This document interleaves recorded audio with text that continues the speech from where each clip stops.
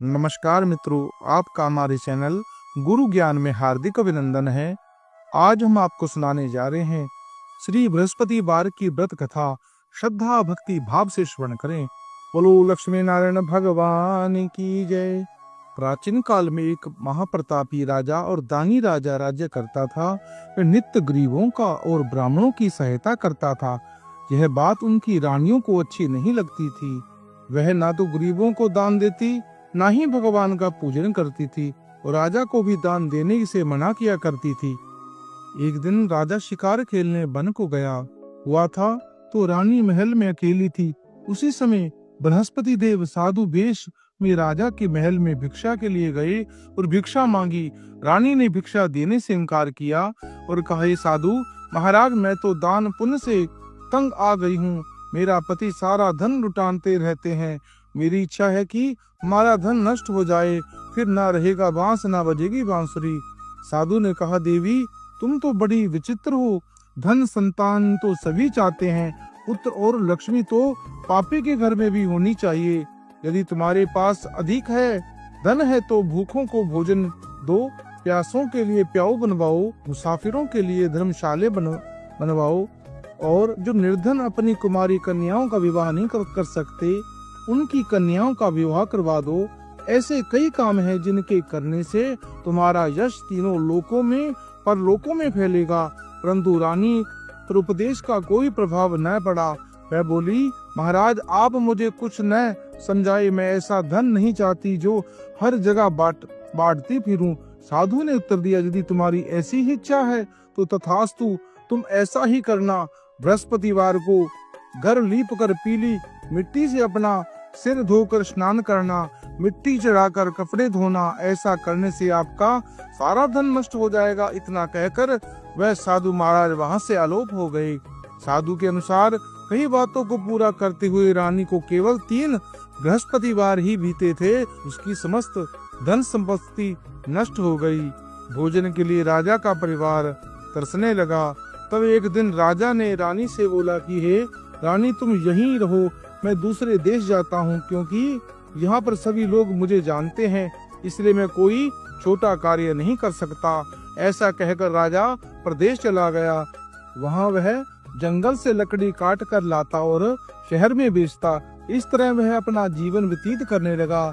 इधर राजा के प्रदेश जाते ही रानी और दासी दुखी रहने लगी। एक बार जब रानी और दासी को 7 दिन तक बिना भोजन के रहना पड़ा तो रानी ने अपनी दासी से कहा, हे दासी, पास ही एक नगर में मेरी बहन रहती है, वह बड़ी धनवान है, तू उसके पास जा और कुछ लेकर आ, ताकि थोड़ी बहुत गुजर बसर हो जाए। दासी रानी की बहन के पास गई। उस दिन वीरवार था और रानी की बहन उस समय बृहस्पतिवार की व्रत की कथा सुन रही थी। दासी ने रानी की बहन को अपनी रानी का संदेश दिया, लेकिन रानी की बड़ी बहन ने कोई उत्तर नहीं दिया। जब दासी को रानी की बड़ी बहन ने कोई उत्तर नहीं मिला तो वह बहुत दुखी हुई और उसे क्रोध भी आया। दासी ने वापस आकर रानी को सारी बात बता दी। सुनकर रानी ने अपने भाग्य को कोसा। उधर रानी की बड़ी बहन ने सोचा कि मेरी बड़ी बहन की दासी आई थी, परंतु मैं उससे नहीं बोली, इससे बहुत दुखी हुई होगी। कथा सुनकर पूजन समाप्त कर वह अपनी बहन के घर आई और कहने लगी, बहन, मैं बृहस्पतिवार का व्रत कर रही थी, तुम्हारी दासी मेरे घर आई थी, परंतु जब तक कथा होती है तब तक न उठना है और ना ही बोलना है, इसलिए मैं नहीं बोली। और कहो दासी क्यों गई थी? रानी बोली, बहन तुमसे क्या छिपाऊं, हमारे घर खाने तक को अनाज नहीं है। ऐसा कहते कहते रानी की आंखें भर आई। उसने दासी समेत पिछले 7 दिनों से भूखे रहने की सारी बात कही, अपनी बहन को विस्तार पूर्वक सुना दी। रानी की बहन बोली, देखो बहन, भगवान बृहस्पति देव सबकी मनोकामना पूर्ण करते हैं। देखो शायद तुम्हारे घर में अनाज रखा हो। पहले तो रानी को विश्वास नहीं हुआ, पर बहन के आग्रह करने पर उसने अपनी दासी को अंदर भेजा तो उसे सचमुच अनाज से भरा एक घड़ा मिल गया। यह देखकर दासी को बड़ी हैरानी हुई। दासी रानी से कहने लगी, रानी, जब हमको भोजन नहीं मिलता तो हम व्रत ही तो करते हैं, इसलिए क्यों ना इस व्रत और कथा की विधि पूछ ली जाए, ताकि हम भी व्रत कर सके। तब रानी ने अपनी बहन से बृहस्पतिवार के व्रत के बारे में पूछा। उसकी बहन ने बताया, बृहस्पतिवार के व्रत में चने की दाल और मुक्का से भगवान विष्णु का केले की जड़ में पूजन करें तथा दीपक जलाएं। व्रत कथा सुने और पीले भोजन ही करें, इससे बृहस्पति देव प्रसन्न होते हैं। व्रत और पूजन विधि बताकर रानी की बहन वहां से अपने घर लौट आई। 7 दिन के बाद जब बृहस्पतिवार आया तो रानी और दासी ने व्रत रखा। गुड़साल में जाकर चना और गुड़ ले आई। फिर उसने केले की जड़ में तथा भगवान विष्णु भगवान का पूजन किया। अब पीला भोजन कहाँ से आए, इस बात को लेकर बहुत दुखी हुई, क्योंकि उन्होंने व्रत रखा था। इसलिए बृहस्पति देव उनसे प्रसन्न थे। इसलिए वे एक साधारण व्यक्ति का रूप धारण कर 2 थालों में सुंदर पीला भोजन दासी को दे गए। भोजन पाकर दासी प्रसन्न हुई और फिर रानी के साथ मिलकर भोजन ग्रहण किया। उसके बाद वे सभी वीरवार को व्रत और पूजन करने लगी। बृहस्पति भगवान की कृपा से उनके पास फिर से धन संपत्ति आ गई, परंतु रानी फिर से पहले की तरह आलस्य करने लगी। तब दासी बोली, देखो रानी, तुम पहले भी इस प्रकार आलस्य करती थी, तुम्हें धन रखने में कष्ट होता था, इस कारण सभी धन नष्ट हो गया, और अब जब भगवान बृहस्पति की कृपा से धन मिला है तो तुम्हें फिर से आलस्य होता है। रानी को समझाते हुए दासी कहती है कि बड़ी मुसीबत के बाद हमने यह धन पाया है, इसलिए हमें दान पुण्य करना चाहिए, भूखे मनुष्य को भोजन कराना चाहिए और धन को शुभ कार्यों में खर्च करना चाहिए, जिससे तुम्हारे कुल का यश बढ़ेगा, स्वर्ग की प्राप्ति होगी, पितृ प्रसन्न होंगे। दासी की बात मानकर रानी अपना धन शुभ कार्यों में खर्च करने लगी, जिससे पूरे नगर में उसका यश फैला। बृहस्पतिवार के व्रत के बाद श्रद्धा के साथ आरती करनी चाहिए। उसके बाद प्रसाद बांटकर उसे ग्रहण करना चाहिए। एक दिन राजा दुखी होकर जंगल में एक पेड़ के नीचे आसन जमाकर बैठ गया। वहां अपनी दशा को याद कर व्याकुल होने लगा। बृहस्पतिवार का दिन था। एकाएक उसने देखा कि निर्जन वन में एक साधु प्रकट हुआ है। वह साधु वेश में स्वयं बृहस्पति देवता थे। लकड़हारे के सामने आकर बोले, लकड़हारे, इस सुनसान जंगल में तू चिंता मगन क्यों बैठा है? लकड़हारे ने दोनों हाथ जोड़कर प्रणाम किया और उत्तर दिया, महात्मा जी, आप सब जानते हैं मैं क्या कहूँ। यह कहकर रोने लगा और साधु को अपनी आत्मकथा सुनाई। महात्मा जी ने कहा, तुम्हारी स्त्री ने बृहस्पतिवार के दिन बृहस्पति भगवान का निरादर किया था, इसके कारण रुष्ट होकर उन्होंने तुम्हारी यह दशा कर दी है। अब तुम चिंता को दूर कर मेरे कहने पर चलो तो तुम्हारे सब कष्ट दूर हो जाएंगे और भगवान पहले से भी अधिक संपत्ति देंगे। तुम बृहस्पति के दिन कथा किया करो। 2 पैसे के चने मुक्का लाकर उसका प्रसाद बनाओ और शुद्ध जल से लोटे में शक्कर मिलाकर अमृत तैयार करो। कथा के पश्चात अपने सारे परिवार और सुनने वाले प्रेमियों को अमृत व प्रसाद बांटकर आप भी ग्रहण करो। ऐसा करने से भगवान तुम्हारी सब मनोकामनाएं पूरी करेंगे। साधु के ऐसे वचन सुनकर लकड़हारा बोला, हे प्रभु, मुझे लकड़ी बेचकर जितना पैसा नहीं मिलता जिससे भोजन के उपरांत कुछ बचा सकूं, मैंने रात्रि में अपनी स्त्री को व्याकुल देखा था। मेरे पास तो कुछ भी नहीं है जिससे मैं उसकी खबर मांग सकूं। साधु ने कहा, हे लकड़हारे, तुम किसी बात की चिंता मत करो। बृहस्पति के दिन तुम रोजाना की तरह लकड़ियां लेकर शहर जाओ। तुमको रोज से दुगना धन प्राप्त होगा, जिससे तुम भली भांति भोजन कर लोगे तथा बृहस्पति देव की पूजा का सामान भी आ जाएगा। इतना कहकर साधु अंतर ध्यान हो गए। धीरे धीरे समय व्यतीत होने पर फिर वही बृहस्पतिवार दिन आया। लकड़हारा जंगल से लकड़ी काट कर किसी शहर में बेचने गया। उसे उस दिन और दिन से भी अधिक पैसा प्राप्त हुआ। राजा ने चना गुड़ आदि लाकर गुरुवार का व्रत किया। उस दिन से उसके सभी क्लेश दूर हो गए। परंतु जब वह दोबारा गुरुवार का दिन आया तो बृहस्पतिवार का व्रत करना भूल गया। इस कारण बृहस्पति देव भगवान नाराज हो गए। उस दिन उस नगर के राजा ने विशाल यज्ञ का आयोजन किया तथा शहर में यह घोषणा कर दी कि कोई भी मनुष्य अपने घर में भोजन न बनाए न आग जलाए। समस्त जनता मेरे यहाँ भोजन करने आवे। इस आज्ञा को जो नहीं मानेगा उसे फांसी की सजा दी जाएगी। इस तरह की घोषणा संपूर्ण नगर में करवा दी थी।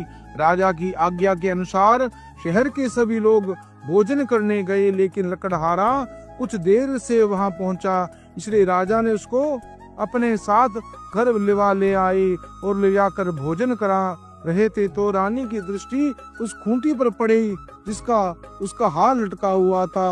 वह वहां पर दिखाई नहीं दिया। रानी ने निश्चय किया कि मेरा हार इस मनुष्य ने चुरा लिया है। उसी समय सिपाहियों को बुलाकर उसको कारागार में डलवा दिया। जब लकड़हारा कारागार में पड़ा गया और बहुत दुखी होकर विचार करने लगा कि जाने कौन से पूर्व जन्म के कर्म से मुझे यह दुख प्राप्त हुआ, और साधु को याद करने लगा जो जंगल में मिला था। उसी समय तत्काल बृहस्पति देव साधु के रूप में प्रकट हुए। उसकी दशा को देखकर कहने लगे, अरे मूर्ख, तूने बृहस्पति देव की कथा नहीं करी, इसी कारण तुझे दुख प्राप्त हुआ। अब चिंता मत कर, बृहस्पतिवार के दिन कारागार के दरवाजे पर 4 पेड़े पड़े मिलेंगे। इससे तू बृहस्पति देव की पूजा करना, तेरे सभी कष्ट दूर हो जाएंगे। बृहस्पतिवार के दिन उसे 4 पैसे मिले। लकड़हारे ने कथा कही। उसी रात्रि को बृहस्पति देव ने सुनगर के राजा को स्वप्न में कहा, राजन, तुमने जिस आदमी को कारागार में डाल दिया है वह निर्दोष है, वह राजा उसे छोड़ देना। रानी का हार उसी खूंटी पर लटका मिलेगा। अगर तू ऐसा नहीं करेगा तो मैं तेरे राज्य को नष्ट कर दूंगा। इस तरह रात्रि के स्वप्न को देखकर राजा प्रातः काल उठा, खूंटी पर हार देखकर लकड़हारे को बुलाकर क्षमा मांगी तथा लकड़हारे को योग्य सुंदर व आभूषण वस्त्र देकर विदा किया। बृहस्पति देव की आज्ञा के अनुसार लकड़हारा अपने नगर को चल दिया। राजा जब अपने नगर के निकट पहुंचा तो उसे बड़ा आश्चर्य हुआ। नगर में पहले से भी अधिक बाग, तालाब, कुएं तथा बहुत सी धर्मशालाएं, मंदिर आदि बन गए हैं। राजा ने पूछा, यह किसका बाग है और धर्मशाला है? तब नगर के सब लोग कहने लगे कि यह सब रानी और बांदी के हैं। तो राजा को आश्चर्य हुआ और गुस्सा भी आया। जब रानी ने यह खबर सुनी कि राजा आ रहे हैं तो उन्होंने बांदी से कहा, दासी, देख, राजा हमको कितनी बुरी हालत में छोड़ गया था। हमारी ऐसी हालत देखकर वह लौट ना जाए, इसलिए तू दरवाजे पर खड़ी हो जा। आज्ञा के अनुसार दासी दरवाजे पर खड़ी हो गई। राजा आया तो उन्हें अपने साथ लिवा लाई। तब राजा ने क्रोध कर अपनी रानी से पूछा, यह धन तुम्हें किससे प्राप्त हुआ है? तब उन्होंने कहा, हमें यह सब धन बृहस्पति देव के इस व्रत के प्रभाव से प्राप्त हुआ। राजा ने निश्चय किया कि 7 रोज के बाद जो सभी बृहस्पति देव का पूजन करेंगे, परंतु मैं प्रतिदिन में 3 बार कहानी तथा रोज व्रत किया करूंगा। अब इस समय राजा ने दुपट्टे में चने की दाल बांधी रहती है तथा 3 दिन बार वह कहानी सुनता है। एक रोज राजा ने विचार किया कि चलो अपनी बहन के यहाँ हो आवे। इस तरह निश्चय कर राजा घोड़े पर सवार होकर अपनी बहन के यहाँ चलने लगा। मार्ग में उसने देखा कि कुछ आदमी एक मुर्दे को लिए जा रहे हैं। उन्हें देखकर राजा कहने लगा, अरे भाइयों, मेरी बृहस्पति देव की कथा सुन लो। वे बोले, हमारा तो आदमी मर गया, इसको अपनी कथा की पड़ी है। परंतु कुछ आदमी बोले, अच्छा है, हम तुम्हारी कथा भी सुनेंगे। राजा ने दाल निकाली और जब कथा आधी हुई तो मुर्दा हिलने लगा, और जब कथा समाप्त हो गई तो राम राम कर मनुष्य उठकर खड़ा हो गया। आगे मार्ग पर उसे एक किसान खेत में हल चलाता मिला। राजा ने उसे देखकर उसे बोले, अरे भैया, तू मेरी बृहस्पतिवार की कथा सुन ले। किसान बोला, जब तक मैं तेरी कथा सुनूंगा तब तक 4 हराए जोत लूंगा। जा अपनी कथा किसी और को सुना। इस तरह राजा आगे चलने लगा। राजा के हटते ही बैल पहाड़ खाकर गिर पड़ा। तब किसान के बेटे पेट में बड़ी जोर से दर्द हुआ। उस समय उसकी माँ रोटी लेकर आई थी।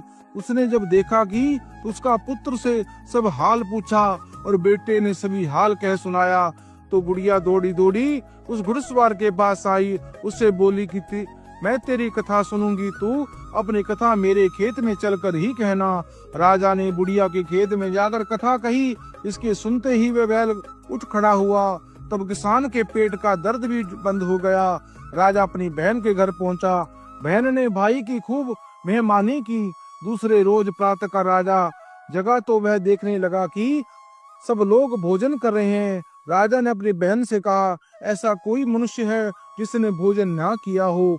मेरी बृहस्पतिवार की कथा सुन ले। बहन बोली, हे भैया, ये देश ऐसा है कि पहले यहाँ लोग भोजन करते हैं, बाद में अन्य काम करते हैं। अगर कोई पड़ोस में हो तो देख आऊं। वह ऐसा कहकर देखने चली गई, परंतु उसे कोई ऐसा व्यक्ति नहीं मिला जिसने भोजन न किया हो। अतः वह एक कुम्हार के घर गई जिसका लड़का बीमार था। उसे मालूम हुआ कि उनके यहाँ 3 रोज से किसी ने भोजन नहीं किया। रानी ने अपने भाई की कथा सुनने के लिए कुम्हार से यहाँ तैयार कर लिया। राजा ने आकर बृहस्पतिवार की कथा कही, इसको सुनकर उसका लड़का ठीक हो गया। अब तो राजा की प्रशंसा होने लगी। हर रोज अपनी बहन के यहाँ की, हे बहन, हम अपने घर को जाएंगे, तुम भी तैयार हो जाओ। राजा की बहन ने अपनी सास से कहा। सास ने कहा, हाँ चली जा, परंतु अपने लड़के को मत ले जाना, क्योंकि तेरे भाई को कोई औलाद नहीं है। बहन ने अपने भैया से कहा, भैया मैं तो चलूंगी पर कोई बालक नहीं जाएगा। राजा बोला, जब कोई बालक नहीं चलेगा तब तुम ही क्या करोगी? बड़े दुखी मन से राजा अपने नगर को लौट आया। राजा ने अपनी रानी से कहा, निर्वंशी हमारा मुंह देखने का धर्म नहीं है और कुछ भोजन आदि नहीं किया। रानी बोली, हे प्रभु, बृहस्पति देव ने हमें सब कुछ दिया है, हम औलाद भी अवश्य देंगे। उसी रात को बृहस्पति देव ने राजा को स्वप्न में कहा, हे राजन, उठो, सभी सोच त्याग दे, तेरी रानी गर्भ से है। राजा की यह बात सुनकर बड़ी खुशी हुई। 9वें महीने में उसके घर सुंदर पुत्र पैदा हुआ। तब राजा बोला, हे रानी, स्त्री बिना भोजन रह सकती है पर बिना कहे नहीं रह सकती। जब तेरी बहन आवे तुम उससे कुछ मत कहना। रानी ने सुनकर हाँ कर दिया। जब राजा की बहन ने यह शुभ समाचार सुना तो वह बहुत खुशी हुई तथा बधाई लेकर अपने भाई के यहाँ आई। तभी रानी ने कहा, घोड़ा चढ़कर तो नहीं आई, गधा चढ़कर आई है। राजा की बहन बोली, भाभी, मैं इस प्रकार कहती हूँ तो तुम्हें औलाद कैसे मिलती? बृहस्पति देव ऐसे ही हैं, जिनके घर में कामनाएं हैं वे सभी पूर्ण करते हैं। भगवान बृहस्पति देव उन सब की सदैव रक्षा करते हैं। संसार में जो मनुष्य सद्भावना से भगवान का पूजन व्रत सच्चे हृदय से करते हैं, सभी मनोकामनाएं पूर्ण करते हैं। जैसे सच्ची भावना से रानी और राजा ने उनकी कथा का गुणगान किया तो उसकी सभी इच्छाएं बृहस्पति देव जी ने पूर्ण की। इसलिए पूर्ण कथा सुनने के बाद प्रसाद लेकर जाना चाहिए। हृदय से उनका मनन करते हुए जयकारा बोलना चाहिए। बोलो बृहस्पति भगवान की जय, भगवान विष्णु की जय। सुनिए दूसरी कथा। प्राचीन काल में एक ब्राह्मण रहता था। वह बहुत निर्धन था, उसके कोई संतान नहीं थी। उसकी स्त्री बहुत ही मलिनता के साथ रहती थी। वह स्नान करती नहीं थी, किसी देवता का पूजन नहीं करती थी, जिससे ब्राह्मण देवता बड़े दुखी थे। बेचारे बहुत कुछ कहते थे किंतु उनका कुछ भी परिणाम नहीं निकलता था। भगवान की कृपा से ब्राह्मण की स्त्री के कन्या रूपी रत्न पैदा हुई। कन्या बड़ी होने पर प्रातः काल स्नान कर कर भगवान विष्णु का जाप व बृहस्पतिवार का व्रत करने लगी। अपने पूजन पाठ को समाप्त कर कर विद्यालय जाती तो अपनी मुट्ठी में जौ भरकर ले जाती और पाठशाला के मार्ग में डाल जाती थी। तब जो स्वर्ण के हो जाते, लौटते समय उसे बीन कर वह घर ले आती। एक दिन वह बालिका सूप में उस सोने के जौ को काट कर साफ कर रही थी कि उसके पिता ने देख लिया और कहा, ए बेटी, सोने के जौ के लिए सोने का सूप होना चाहिए। दूसरे दिन बृहस्पतिवार था। इस कन्या ने व्रत रखा और बृहस्पति देव से प्रार्थना कर कर कहा, मैंने आपकी पूजा सच्चे मन से की है, मेरे लिए सोने का सूप दें। बृहस्पतिवार ने से उनकी प्रार्थना स्वीकार कर ली। रोजाना की तरह वह कन्या जौ फैलाती हुई जाने लगी। जब लौटकर जो वो करती तो बृहस्पति देव की कृपा से सोने का सूप मिला। उसे घर ले आई, जिससे जौ साफ करने लगी तो परंतु उसकी माँ का वही ढंग रहा। एक दिन की बात है, वह कन्या सूप के सोप जो साफ कर रही थी। उस समय उस शहर का राजा का पुत्र वहां होकर निकला। इस कन्या के रूप और कार्य को देखकर मोहित हो गया तथा उसने अपने घर आकर भोजन तथा जल का त्याग कर उदास होकर लेट गया। राजा की इस बात का पता लगा तो वह प्रधानमंत्री के साथ उसके पास गया और बोला, हे बेटा, तुम्हें किस बात का कष्ट है? किसी ने अपमान किया है अथवा और कारण है?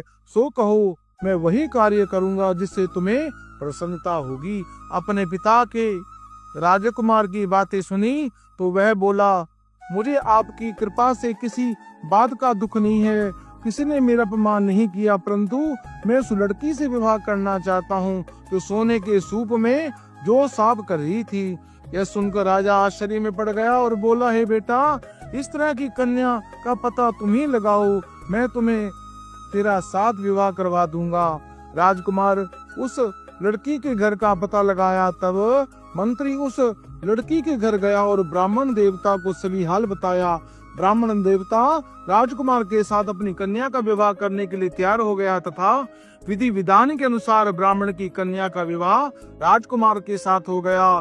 कन्या के घर से जाते ही पहले की भांति ब्राह्मण देवता के घर में गरीबी का निवास हो गया। तो भोजन के लिए भी अन्न बड़ी मुश्किल से मिलता था।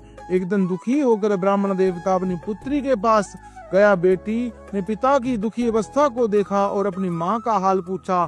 तब ब्राह्मण ने सभी हाल कहा। कन्या ने बहुत सा धन देकर अपने पिता को विदा कर दिया। इस तरह ब्राह्मण का कुछ समय तो सुखपूर्वक व्यतीत हुआ। कुछ दिन के बाद फिर वही हाल हो गया। ब्राह्मण फिर अपनी कन्या के साथ गया और सारा हाल कहा तो लड़की बोली, हे पिताजी, आप माता को यह लिवा लाओ, मैं उस विधि को बता दूंगी जिससे गरीबी दूर हो जाती है। वह ब्राह्मण देवता अपनी स्त्री को लेकर वहां पहुंचा तो अपनी माँ को समझाने लगी, हे माँ, तुम प्रातः काल प्रथम स्नान आदि कर कर भगवान विष्णु भगवान का पूजन करो तो सब दरिद्रता दूर हो जाएगी। परंतु उसकी माँ ने एक भी बात नहीं मानी और प्रातः काल उठकर अपनी पुत्री की बातों को झूठन को खा लिया। उसकी पुत्री को बहुत गुस्सा आया।